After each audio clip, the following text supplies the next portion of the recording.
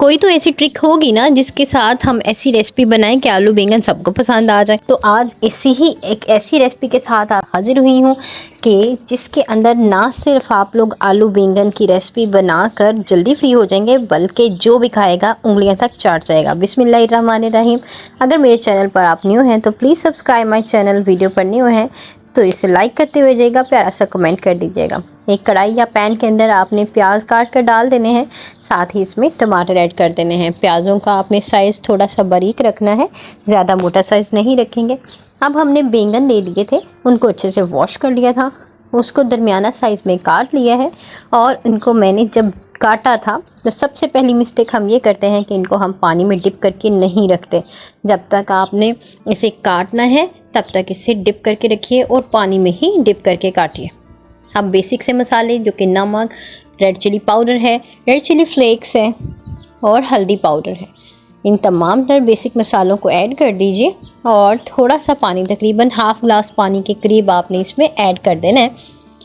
यहाँ पर मैं घी इस्तेमाल कर रही हूँ, आप चाहें तो ऑयल भी इस्तेमाल कर सकते हैं, लेकिन घी के अंदर ये खाने बहुत टेस्टी बनते हैं एज़ यू नो, तो मैं यहाँ पर घी का इस्तेमाल करूँगी। इन तमाम तर चीज़ों को हम अच्छे से मिक्स कर देंगे। मिक्स कर लीजिए और मिक्स करने के बाद इसको कवर करके पकने दीजिए। तकरीबन 5 से 7 मिनट आपने इसको पकने देना है। फ्लेम यहाँ पर तकरीबन मीडियम है। 5 मिनट हो गए हैं, देख सकते हैं बैंगन हाफ़ डन हो गए हैं, यानी कि आधे गल चुके हैं। तो इस स्टेज पे आपने इसको अच्छे से मिक्स कर लेना है और मिक्स करके इस स्टेज पे आपने धुले हुए आलू काट कर इसमें मिक्स कर देने हैं और इनको भी 2 से 3 मिनट भून लीजिए। यहाँ पर आपने इनको बिल्कुल भी छोड़ना नहीं है और इसके साथ ही हमने इसके अंदर डाल देना है पानी, जो कि हाफ़ ग्लास है। इसको भी मिक्स करके मैंने पकने दीजिए तकरीबन 5 से 6 मिनट। यहाँ पर इसे पकते हुए 5 से 6 मिनट हो गए हैं, तो इसमें मैंने अदरक पाउडर वो ऐड कर दिया है।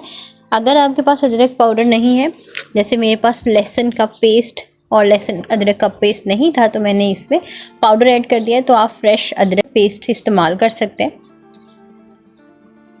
इसको मिक्स कर दीजिए और फिर से 2 से 3 मिनट पकने दीजिए। तकरीबन 3 से 4 मिनट मैंने पकने दिया, तो यहाँ पर इसका टेक्सचर काफ़ी चेंज हो चुका है। आधे से ज़्यादा हमारे बैंगन गल चुके हैं और हमने देखना है कि आलू भी गले हैं या नहीं। आलूओं को चेक कर लेते हैं। अच्छा, इस स्टेज के ऊपर आपने इस स्पैचुला या चम्मच के साथ ना अपने ये जो बैंगन हैं थोड़े थोड़े खड़े नज़र आ रहे हैं, तो इनको अच्छे से स्मूथ कर लेना है। यही हमारी मिस्टेक होती है। अक्सर घरों में जो बैंगन होते हैं सिर्फ इनके टेक्सचर की वजह से नहीं खाए जाते कि ये खड़े खड़े नज़र आ रहे हैं, तो आपने इनको अच्छे से स्मूथ कर लेना है, इस तरह से जैसे कि मैं आपको रेसिपी में बना के दिखा रही हूँ। अच्छे से स्मूथ कर लिया है ज़बरदस्त तरीके के साथ। और आलू को भी हमने चेक कर लेना है।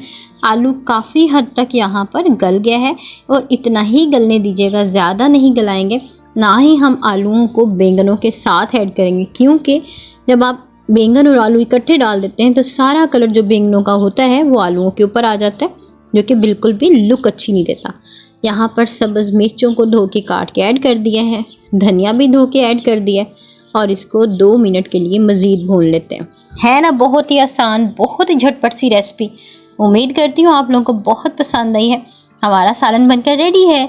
आप लोग इसे चपाती, नान या चावलों के साथ सर्व कीजिए। लाहौर वाली साइड पे इसे चावलों के साथ खाना ज़्यादा पसंद किया जाता है। बहुत ही स्मूथ सा, बहुत ही ज़बरदस्त सा इसका टेक्सचर है, ग्रेवी टाइप बने हैं। और इसको टेस्ट करके मुझे ज़रूर बताइएगा कि कैसे बने, और कमेंट में ज़रूर बताया करें कि आपको मेरी रेसिपीज़ कैसी लगती हैं।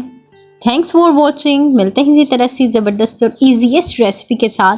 टिल देन अल्लाह हाफिज़।